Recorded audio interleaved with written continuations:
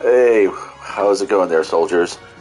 So yeah, I'm playing Mobile Suit Battle Operation 2, and actually I'm having a lot of fun with this game.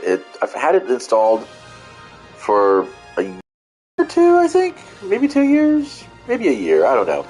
And I just kind of got in and worked out with a little bit of, this and that.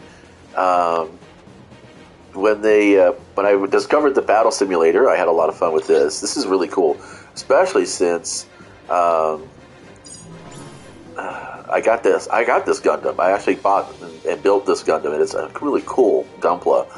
Very fun Gunpla. But you can also play with the other models that are there, and that's kind of the cool thing. It's like, I built some tabletop rules to actually play Gundams against, or mobile suits against, and I've always wanted to find a coffee table book or a resource book that had the definitive comparative stats, because that's really the thing about it, is that you're dealing with a sci-fi setting. So, I know that in the Asian gaming market, putting as many zeros behind a number is really important. Like Yu-Gi-Oh, it's crazy. It's like things start in the hundreds and then immediately go up to 1,000, and then like there's tens of thousands, and it's like, if you take those two zeros off the end, the number's a little bit easier in brains to manipulate, because I've never seen a card with a power less than 100. I'm sure there's probably some out there, but I haven't played Yu-Gi-Oh that in depthly. But in the filthy casual mode that I am with games in general, I've never seen anything less than 100 or 200, even actually 500 for that matter. Really, it's kind of like if we started adding decimal points to Magic the Gathering's power and toughness on creatures. It's superfluous. It doesn't really mean anything. And in a video game scenario, it means even less, because you're rounding off quite a bit. Even in a tabletop game, there are some rules where you roll a d3, okay, which is basically a standard six-sided, die, a cube, and it's numbered 1 through 6 on the faces. And if you roll a 1 or a 2, it counts as a 1. You roll a 3 or a 4, it counts. It counts as a 2, because you divide it by 2 and round up. Okay. So it's like if you rolled a 1, divide that by 2, that's a 0.5, so you round it up to a 1. So even in tabletop games, you're rounding up, or rounding off, or rounding down, or something like that. Basically, the fractions they're put places, they go to things. So having those, having all that, there would be just kind of ridiculous. Like, measuring the strength of a Zaku compared to the RX-78, a Zaku 2 ground type. It's kind of like, just some kind of like stats, some kind of semi-official stat line, rather than just making up my own shit. Because the whole point is to have a tabletop version of, well, in a fight to the finish, would the Sazabi actually take on, the Gundam Unicorn, and how would that fight go down? I would say objectively the Unicorn would destroy the Sazabi, but people could fight me on the comments on that one. But anyway, long story short, so got really into playing this game, and I love the fact that you have all this little interfacing here going on and stuff, and most of it breaks down to 4 things. Well, actually 3 things. So you have your mobile suits, you have your pilot, which is all the cosmetics, really. There's nothing here that actually impacts your gameplay, unless, of course, you're trying to be a doof like myself and immediately dump his suit and start running the map around in vehicles and jetpack. Not being a bright beacon of light out there. In other words, having a nice neutral colored suit to camouflage yourself against the background, because I don't think you show up as a pilot. You do as a vehicle, and you do as a mobile suit, but anything smaller than that, you don't ping on the radar. So you can actually creep across the map, and I actually have, gotten quite a few points just by capturing checkpoints or command posts, and then, of course, sabotaging and calling in support. So this is all pretty much cosmetic shit. But this is the meat and potatoes of the game. And it kind of takes you right into the customization tab, which is in itself a bit hefty. Now, everything is broken down. You have a cost, which is important towards matching up, because they have a points limit. So if it's a ground battle with a ceiling of 400, the least you could bring in is a 350, and you can't go over 400. So immediately getting familiar with how this interface works here down at the bottom left, if you're not looking directly at my screen. This is like, it goes all the way up to 700, and it goes all the way down to 100. So you have a cost sorting, and then things break down by levels. Now, this is where, now having multiple varying tiers of point values for your models or your mobile suits, that is totally fine, because I'm used to that in playing games like, Warhammer 40,000 and also Age of Sigmar, Warhammer Fantasy Battles, even The Hobbit, the Lord of the Rings battle strategy game, strategy battle game. And there was actually some like mid-90s to early 2000s card games that I played where you had point values, you had stars on the card that you had to make sure you didn't go over a certain limit of stars in your deck. Forces, and that was like the constructible, collectible games of Star Wars and Pirates of the Spanish Main, which I have quite a few of those models still, and they're still a lot of fun. And there's this holo system that I'm working on, which I'll probably publish in a couple of weeks. So I have no problem with point value sorting things, but then we have levels, and you don't get to level up your suit. What you have to do is you have to okay, for instance, like if there's a level 5 available in the shop of this guy here, which I got as a drop, the only way you can get a level 5 is if you have the level 4. So if I went down and sorted this by name, right here, there you go, perfect example. So let's go all the way down here to the bottom. So I have a level 1 Zaku Mind Layer and a level 3 Zaku Mind Layer, but I don't have a level 2. You have to have an earlier version of the level to get any of the higher levels. And duplicates, of course, are auto recycled, so you get tickets and things like that. You'll talk about all that. That's not as important as the idea that, now, I have a level 4 of this guy because I got him as a drop. When you buy suits, that's when you have to worry about having the previous levels. And it's weird because like there's a Zaku Type 2 FS, which it's got a really high melee strength, but I suck at melee, so I don't play melee. I play range, which is why it doesn't have a tag on it. See, at the top part of that little palette right there, it says tag 1, 2, and 3. At first I was doing it by raid, general, and support, because the generals are bluish colored. A raid mobile suit will be like a red bar that's underneath the level here in the middle palette if you're looking down on the right hand side, and then a support one will have like a gold or yellow bar. So yeah, there we go, which is kind of like more like a lime green. So I would do red for raid, blue for general, and then yellow for support. But then I was like, I'm not finding my suits fast enough when I lobby in. This is where I'm getting to. So now I need to go. So what I did with it is, instead of sorting it by the type of suit, raid, general, and support, I sorted it by its sortie arena, ground or space or both. Ground for yellow, that teal or turquoise color for space, because it's the closest to blue I have here. And then, of course, for both, it's the red one. So, which doesn't really make sense because yellow and blue make green, but we're going to go with what we have. It makes sense in my brain. So like I said, now, again, this guy here, I got him as a straight drop, so he was a reward, and therefore doesn't matter level. It's complicated, again, and it's not necessarily complicated. I don't think that there should be, that you should have to buy lower value suits to get higher value suits. If you've got the tickets to get higher value suits, you should just be able to get higher value suits. Or more importantly, because there's this really other kind of neat feature here, you have an upgrade hanger or an enhancement hanger, and you earn extra slots or spaces or bays, if you will. You earn extra bays by gaining rank in the game, which is, of course, just like military ranks. The more you perform, the more you get. So, like right now, I have my Zaku high-speed mobile suit, the high mobility Zaku, in here, and it's got 69 hours to go because I didn't spend any of those tickets. There's bronze, silver, and gold, and then platinum up there, and those are enhancement tickets and shit. And you can do other things in here as well, but all this does is raise the stats of the suit. So a level 1 suit can actually be raised up or enhanced to the quality, to just below the quality of a level 2 is. That's my original understanding, but I'm reading and hearing that your level 1 suit can be improved up to a level 3's quality. So level is just kind of like, you can actually raise a level 3 farther than a level 1, obviously, but you can raise a level 1 to just to like the minimal floor of a level 2 or level 3 or something like that. But it's complicated again.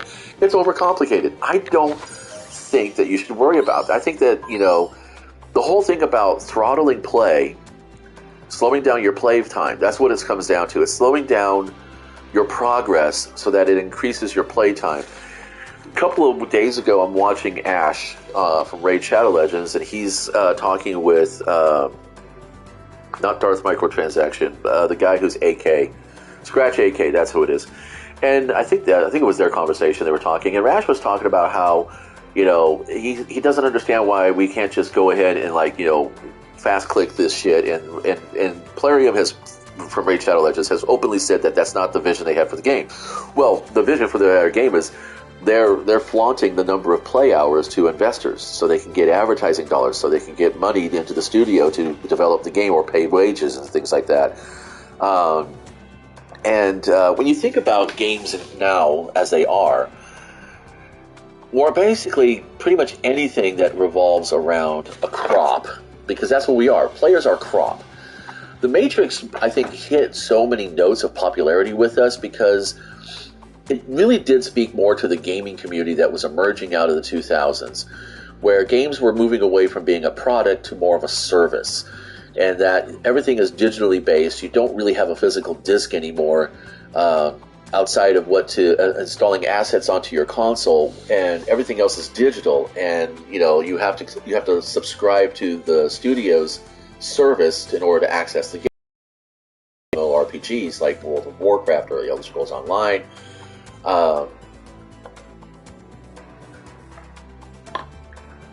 And it's like, I've got no organization as my knots. I just had this general thought of what would happen if a player got everything they wanted within a few hours of their game. Traditionally, most hard disk product games would probably occupy your time for about 30 to 40 hours. I can remember playing Tenchu Wrath of Heaven and completing the game in a little less than a month, the first time through. And then, of course, you have higher tiers of difficulty. Then you have access to more loot. Then you have access to cheat codes and free play modes. And this is how you build replayability. So these games, they're not... The current model of game design is not encouraging replayability for the sake of replaying it, just to have fun. They're slowing down your playability. There's basically one arc that you're going to travel, and then that's it. That's going to be done, because the current generation of gamers has been trained through these service-based games to basically consume as fast as possible and go on to the next big thing. Consume this and go on to the next thing. Consume this and go on to the next thing.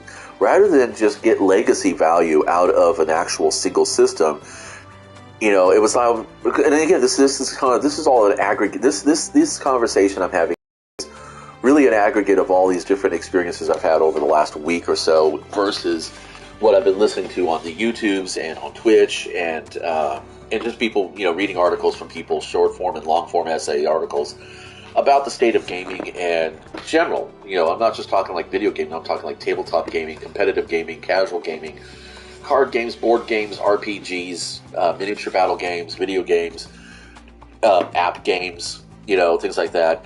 And one of the things that Dicebreaker was complaining about was how D&D has become so entrenched in our pop culture, in the mainstream tabletop RPG community, that the very idea of exploring and trying other systems is just so, it can be met with a lot of shame and judgment, which is truly a tragedy, honestly. On my shelf, I have at least a half a dozen different RPGs. Some of them are based on the classic, they're D&D. There's like one or two that are hacks. That's like D&D hard mode, and then Five Torches Deep, which is an OSR version of 5e. And hardcore hard mode is also is a simpler hack that just strips away a lot of the extraneous rule sets and modifiers, and makes the game a bit more fluid in playstyle, and combat becomes more narrative driven. You tell the dungeon master what your character plans to do, and then you roll dice to see if that actually happens the way you want it to, and then the DM adjusts what you do. Like, say, for instance, I run up to the ogre and I swing my warhammer at his face, and obviously you hope you get a crit. And let's say, for instance, you don't get a crit. Let's say you get a fail. Say you miss the attack, but you miss it a lot. You're like in the tens. Okay, you rolled a 7 or a 6. And so the DM's like, says, you swing your hammer up into the ogre's face. Are you doing an overhand or an underhand swing? And you say, I'm doing an underhand swing. He says, okay, so you swing upwards with your hammer. The tip of the hammer just clips his jaw, causes him to bite his tongue a little bit. He doesn't take any real damage to it. Kind of stuns him a little bit. He takes back. But the weight of the hammer and the force of your blow carries you backwards, and you stagger back. You're now stunned for the next round, and your next attack will be at disadvantage. Shit like that, So it's like you have more of a cinematic feel in your head, and it moves the turn faster because then you don't have somebody obsessing over min-maxing out their free actions or their bonus actions or whatever bullshit. I personally get rid of opportunity attacks. If you want to break away from combat and you're retreating, that is your trade-off. Not dealing any damage that turn is your trade-off for getting away, not getting backstabbed by somebody who's chasing you. Although you have to make a skill check to disengage. That's my only stipulation. So in D&D, you could disengage, but the enemy gets an opportunity attack. You don't have to make a skill check to do it. In my games, you make a skill check. You make either a dexterity save, an athletics save, or you can make a combat save. Basically treating your armor class like a saving throw. So you can roll under your dex, whichever one you feel you want to do, and depending on what you choose may depend upon whether or not you fail or succeed. How I tell you what the opponent does. Like, for instance, if you want to make an AC save, you want to roll under your armor class to try to disengage from combat using your combat skill, which is what your armor class represents. It represents your combat skill. So you roll under your armor class, and you roll really, really close to your armor class. So I might say like this: well, as you pull away, the ogre lunges at you, and you might take like 1d4 damage. Or if you make the AC save, then it's like, you fall back, you don't take any damage from the ogre. The ogre is making an advance on you now because he wants to keep that distance close so he can crush you. And then the combat proceeds. But anyway, I totally segued. I am so sorry. I digress. Blah, blah, blah, yada, yada. I'm talking about loot, throttling, gatekeeping, and play walling. Not necessarily a paywall, but a play wall. In other words, you must play X number of hours to unlock X number of content or so far levels. So the whole idea of, static leveled mobile suits or static leveled loot. In other words, you got a level 1 loot. But guess what? This level 1 loot's pretty damn fucking nice. And while I would not ever play a melee heavy, suit like this, I'm more kind of akin to, where is she? I do have this here, even though it's a melee strength. I do have it listed because it's like one of the few 650s I have that's both ground and space. But, well, here we go. We'll just go to the tags. So like this dude here, okay? He's I want a level 1. I want a level 1. Here we go, gun tank. Okay, so here's a gun tank, massive range strength. I've been modding him, like you can see, that's the yellow bars there. Well, what if I just like this suit? I like the way he performs. Why can't I level him up? No, the only thing I could do is boost his stats in the hangar or give him customizations. I have to wait until a level 2 version of this tank comes out, or a level 3 or a level 4 or a level 5, depending. And I don't really know if there's a level 4 or 5 of this tank. There may only be a level 2 version of this. And like I said, it's a gacha game. And that's what gacha games or capture games are really all about, is that, you spend all your time accumulating these suits and so very little time actually playing them. For one thing, it takes almost a full minute for a lobby to fucking settle up in this game. So if I go here to the supply counter, total fan service, obviously. I don't know. I've watched a lot of Mobile Suit anime, Gundam anime, and I don't ever see any characters running around looking like that unless they're the pop stars. So here we go. We go to the DP exchange counter, and you can buy mobile suits with this DP, which I forget what it means. So if I want to go for the new, I already got all these guys. That's what ad means. Don't forget, this is a Japanese-based game, so the English translations are wacky at best. So if I go to the level ones, this is everybody that I can buy that I don't have yet, that can then open up and access things like if I go to level 2s. I can't buy this guy, not because I don't have the DP, I do. It's just that I don't have the earlier level version of him. So when you're buying suits, you got to have the earlier level version in order to get there. So I have a level 1, GM light armor, which is pretty shit actually. Here's a Zudo. I don't even know what the fuck this is. And it's pretty okay. It's good range. It's got good range on it. Then if I go up to say like a level 3, there's my little at guy, again, and then there's these guys down here. Now I have a level 1 Zaku one, so I can buy the level 3. But the only reason why you'd want to do that is you want to go all the way up here to level 7. There's nothing here in the level 7s in the new.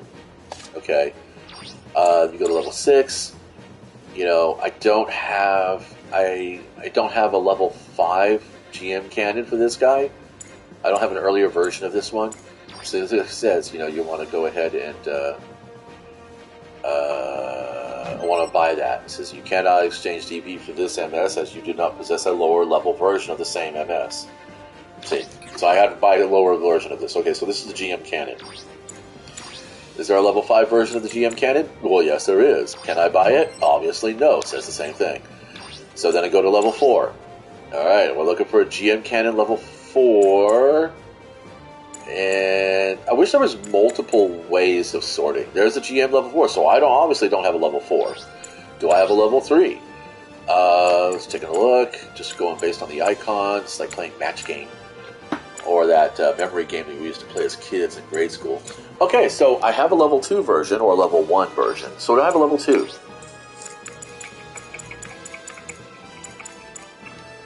No, I don't, do I?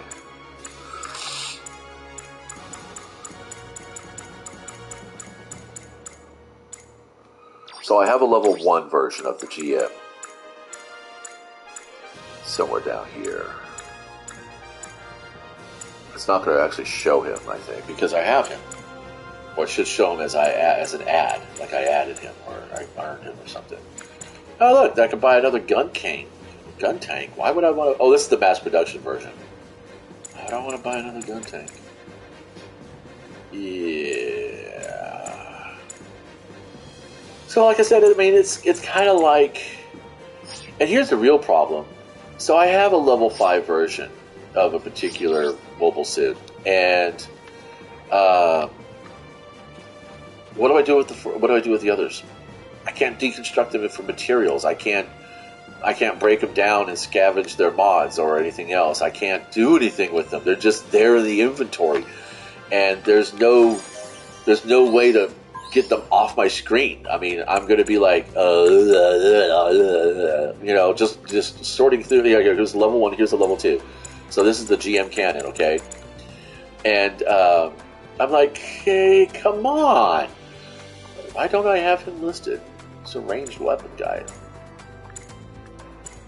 I should probably have him attach the tag, put him on doubles. What is he, a 150? Yeah, that's right, because there's very little matching. So here's my thing. Developers are concerned that if a player gets everything they want, what are they going to do? Well, it depends on the player. I mean, and I'm going to be honest. Slowing down a player who wants everything right away is just as likely to push that player away as giving that player everything they want and then introducing them to open play, end game stuff. You really kind of want to hey, Jack in the Box has got a new ad. Ooh, that looks fucking. It's a Super Bowl taco pack, dude. I don't know. I'm not much of a football fan, American football fan, that is. Um, but yeah, I watch games. I just don't follow the teams or the players. I don't care. I'm more about the spectacle than I am about the stats. So yeah, I mean, I don't know. You just kind of at a certain point, I get frustrated when I can't progress in a game. I know free-to-play games, which is this one here. This is a free-to-play game. A free-to-play game model has, two reasons why they have free-to-play. One, the most important one, and the one they hope you'll do, is you'll eventually start paying for things. You'll go to the shop and you'll buy tickets, you'll buy coins, you'll buy suits, you buy things. The other version is that they need free-to-play players because they need a general population, and maybe you're free-to-play for basically one really good, strong reason. You don't have the money to invest, but you want to play, and so you have two paths to take as a free-to-play player. You can drive yourself to the pinnacle of your limitations within the free-to-play model, or you could just play casually and treat it like Pac-Man, when you're just playing against yourself, like a single-player Pac-Man style RPG, whatever you want to call it, like a single-player game. You can treat it like a single-player game. And just be completely casual and just be happy that the fact that occasionally you get, free stuff thrown at you because you're a free-to-play player and they want to encourage you to keep playing, and not be worried about it. So myself, personally, I'm not super driven. I mean, missions-wise, you can see where I fall as my complete, I got to defeat two more rivals, at which point I will totally have my my XP, and then I'll become a Lance Corporal in the game. I've only recently been climbing ranks over the last 2 or 3 weeks because I've been playing the daily rated missions just to try to get there. Database, let's see, play data, basic. You can totally tell. Just look at this stuff. It's like, this is nothing really. Days logged in, 55 days. Yeah. That's total days logged in. That's how many times I've gone into this game to play, and I've owned this game for a good year or two. I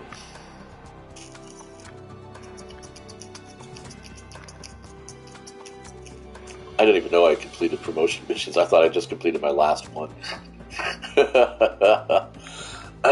Yeah, premium. It says game mode, ratios, quick match. That's how many of these things I take. I take basic matches almost all the time. Cost restriction. So it limits the number of sorties you take under cost restrictions. I've never actually played an unlimited one. I'll probably get mollywomped like fucking crazy. Oh yeah, so they want you around. They want the casuals around because they need to feed you guys to the whales. That was the point I was trying to make. I segue digress. I digress. These are my 3 favorites, as you can see. I totally love the GM ground type. GMs are just the fucking best, in my opinion. I'm sorry. I'm just a fan. I am a Zaku fan also, but the GM is just kind of like, in-game is just, it's nice. It's crunchy. We go to the detailed data. We have rated match and quick match. Yeah, wow, look at that. So you can see I'm a casual player, but yet I'm still invested in the game enough that I'm doing daily logins, and but I'm not consistently daily. It's like I'll skip a day or two here and there because I'm doing other things. Because it's a fun game to play, and really, ultimately, in the end, if I just wanted to fuck off and say, forget about all the other shit, forget about all the other mobile suits, I could always do the battle simulators. Because this is kind of what the single-player, non-story mode versions would be. If this was a 1990s or a 2000s game, this is kind of what you would end up with as your end game. You'd have the Twin Nightmares boss, you'd have the survival mode, then you have the trial mode, and you'd run around with bots, or you can run with players in this one, but I always choose bots just because, I don't know, I just like not having to worry about a strong internet connection all the time. So, yeah, I don't know, I guess my question really is that, what would happen if you logged into if if one day you logged into your current game, be it Destiny or Gundam or fucking even, well, Minecraft is, Conan and Minecraft have that give the player everything they want, what's going to happen kind of, sandbox to it. You can go into an offline game in Conan, get admin privileges, and spawn anything you want into the game to play anything you want. You can build massive cities, you can have followers all over the place, you can spawn arenas of monsters fighting each other. It's all kinds of fun. And the same thing goes with Minecraft. You can play in creative mode, and then everything's available for you. What do? You get anything you fucking want. Play anything you want. Build custom maps, anything like that. But then if you get a game like, say, Elder Scrolls Online, or Destiny, or Mobile Suit Operation 2, or Star Wars Battlefront 2 PS4 version, you get games like that. It's like, what if one day you logged in and your account was completely maxed? Your trophies are platinum on the PlayStation Store. What would you do? What would you do?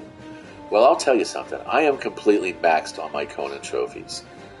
I still log in and I still play. I still play a PvP official server. I still engage in the game. I have a maxed out level character with what I think, which is with a pretty decent set of armor and weapons and tools. I can pretty much do whatever the frick I want. I'm not quite at the level where I can solo a dungeon with just a single follower. I'll probably want to level my follower a little bit more and then put him in some Godbreaker armor to do that. But there you go. I mean, Destiny, the same thing. Destiny 2, for what I want out of the game, I am maxed out. But I still log in on the daily for that. I log into Destiny more than I log into Gundam Battle Operation, and honestly, I think I have more fun in Battle Operation. The only thing I don't have fun in this game is that fucking loot system. And yes, this is a loot system. These mobile suits are your loot. This is what you're earning. This is what you're going for. And if there was a way they got rid of these, you must buy the lower level ones to get the higher level ones, that's bullshit. I think you should just be able to level the suit. Just level the suit. Control the resources on this game. But, I don't know, it's kind of complicated. I think personally, there's this thing about entitlement that people have where they think that they deserve to, get everything that they want out of the game, whether they're paying for it or not. I mean, I grew up in the arcade era, so pay to play is kind of a thing in my head, and it doesn't affect me so much to pay for something. I mean, I buy ESO Plus. I used to buy the seasons and the expansions for Destiny. I paid quite a bit of money into video gaming. I'm probably more into video gaming than I do even the tabletop gaming, which is a shame because, eventually these servers will go away. These games will go away. Whereas, I mean, on my shelf right now, I have, I have 2 role-playing games that are older than my marriage. And, and hopefully, the paper will hold up. That maybe my great-grandkids could, one day, open up a box of artifacts and in there find these role-playing games and be like, oh my god, great-granddad used to play these. And he had so much fun with, granddad and grandma. And, blah, blah, blah, and we should go ahead and we should play with these. That's kind of a fun thing. Tabletop games, they have that legacy. And you get everything that your character or player would want right there at once. What do you do with them? Well, you just play. You have fun. So I don't understand where, service-based games like this, they're running on this model. It's cumbersome and it's clunky, and honestly, it's kind of the reason why I'm not in Gundam Battle Operation every day, all day, like I am, or like I could be in Conan or Minecraft or Destiny or Elder Scrolls. Yeah, and I guess it's just a perspective. I think that might just be it. I'm just sounding off. I don't know.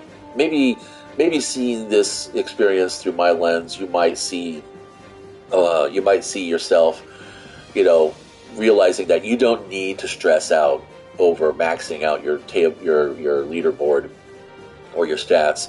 That you don't need to be worrying about, what suits you are owning versus what suits you could get and all that stuff. And just take the time to actually just enjoy it. And I mean, that's so sad, but I mean, I've always been that way since I was little. You know, when I was on the playgrounds in grade school, it's like, you know, my friends would talk about how they needed to get the last few cards of whatever card set they were collecting for trading cards. It was Cabbage Patch Kids, or, I mean, Garbage Pail Kids, or Star Wars trading cards, or baseball trading cards, or whatever. They were obsessed with collecting a set. And for a small time in the 90s and 2000s, I was a completionist. When I was collecting Magic the Gathering, I wanted a full play set of every expansion that came out, because there was no ubiquitous resources out there for, you know, card evaluations. There was no. It was your local shop, and every shop was actually different. There was like about a half a dozen shops that I play in my hometown here, and damn it if all 6 of them had a completely different meta. I actually had decks. If I was playing, I had a deck for each shop that I knew that this deck worked well in this shop, this deck worked well in this shop. And every now and then I'd run across a player, you know, from one shop at a different place, and we would laugh and talk and says, yeah, so what are you playing? I says, oh, I'm not playing my black-green control deck. And he goes, because you're here. And I says, that's right. So what are you playing? I said, red deck wins, man. He goes, yeah, me too, let's duel. And we have fun, and we play. So it was a given. And then, of course, you know, as the internet became more and more prevalent in our gaming system, in our gaming community, things started homogenizing more, you know. And I don't know if that was a good thing or a bad thing. I kind of miss the old Wild Space days of Magic the Gathering, where it was like, you know, you could quite literally grab what at the time there was a starter deck and a few boosters and some basic land, and build something that was competitive for that day. And competitive in the sense that, you know, you could even play a local shop tournament and take, you know, top 3, if not, you know, champion. And I've done. I mean, I literally sat down one afternoon. I walked into the shop, and they're like I said, well, what's going on? He says, oh, we're having a tournament. I says, holy shit, that's this weekend. And he goes, yeah, you want to play? I says, yeah, you got a deck? And I go, no. And he would, the shop guy, you know, would pull out the cards, and I'd say, give me all your commons and uncommons. He goes, really? I go, yeah, give me all your commons and uncommons in your land. And I'd sit there, in about 10 minutes, I'd build myself what would be now called a pauper deck, and I would take about 4th or 5th place out of maybe 25 people playing. And these were crowded. Oh man, the place would stink so bad at the end of the day. Oh. People like to meme about convention attendees and, you know, their lack of hygiene, but oh man, Wild Space days of the early days of Magic the Gathering players were pretty ripe. And then you had the guys who would bathe themselves in Axe. Oh my lord! Oh my lord! That was worse. I would rather smell someone's late night ham sandwich than fucking, you know, deal with that fucking shit across the table from me. It was like, I could actually one time remember stuffing Kleenex up my nose, and the guy's like, what's going on? I says, I got allergies. Don't worry about it. But then you'd have to taste it, because, you know, that odor's there.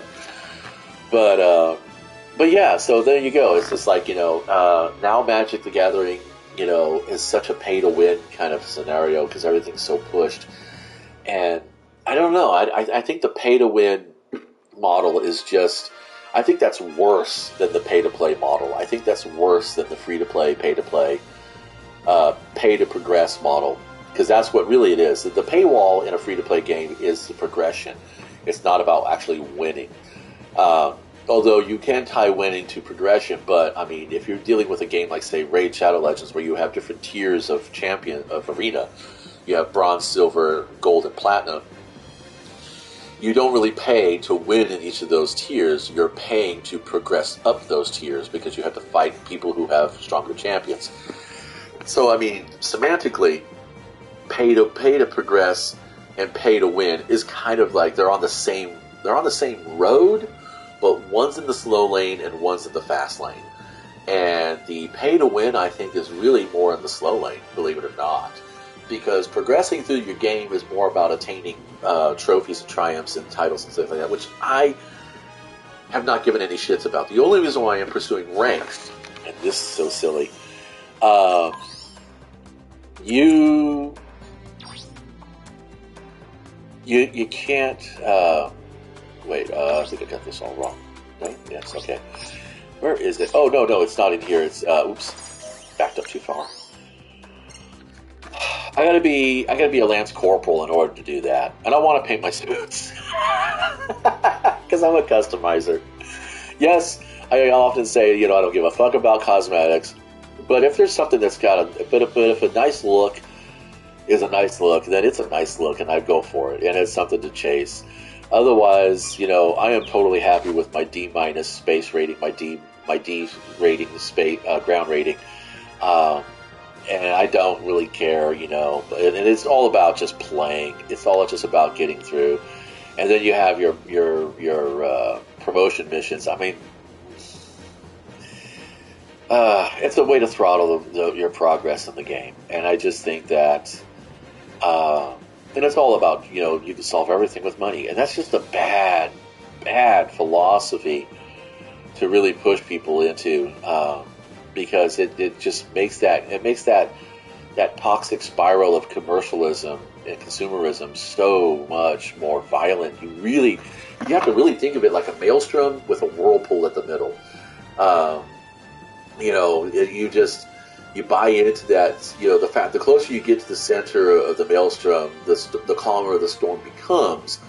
But then you have the whirlpool that will suck you in. So there's this event horizon that you have to dance along, and some of us can navigate it pretty well, but it's so easy to slide straight into that whirlpool and get sucked down into the locker.